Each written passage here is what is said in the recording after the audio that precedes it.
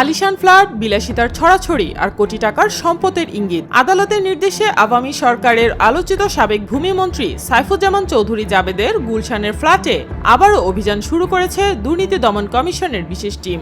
দুটি ফ্ল্যাটে অভিযান চালিয়ে চমকে যাওয়ার মতো নানা বিলাসবহুল সামগ্রীর সন্ধান পেয়েছে দুদক। উদ্ধার হয়েছে বিলাসবহুল ঘড়ির চাবি, রোলেক্স ঘড়ির ওয়ারেন্টি কার্ড, শত শত দামি পোশাক ও আসবাব। নির্বাহী ম্যাজিস্ট্রেট ও গুলশান থানা পুলিশের উপস্থিতিতে তালা ভেঙে ফ্ল্যাট দুটিতে প্রবেশ করে দুদকের দল। আদালতের নির্দেশনা অনুযায়ী ফ্ল্যাটের মালামালের তালিকা বা ইনভেন্টরি তৈরির কাজ শুরু হয়, যা অব্যাহত রয়েছে।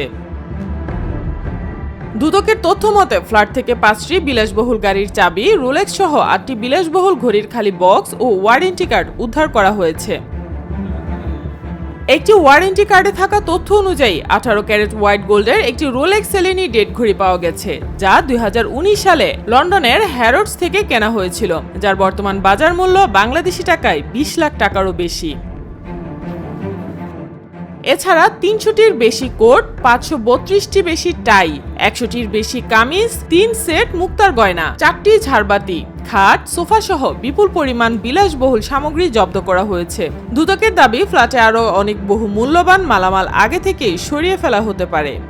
দুদকের উপপরিচালক মোহাম্মদ মশিউর রহমান জানান, ইনভেন্টরির কাজ শেষ হলে জব্দ করা মালামাল আদালতের কাছে হস্তান্তর করা হবে এবং আদালতের নির্দেশনা অনুযায়ী পরবর্তী আইনি কার্যক্রম পরিচালিত হবে।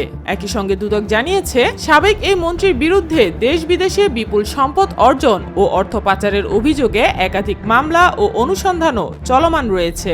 সাইমা আক্তার, নিরপেক্ষ। নিরপেক্ষ, সত্য প্রকাশে আপোষহীন।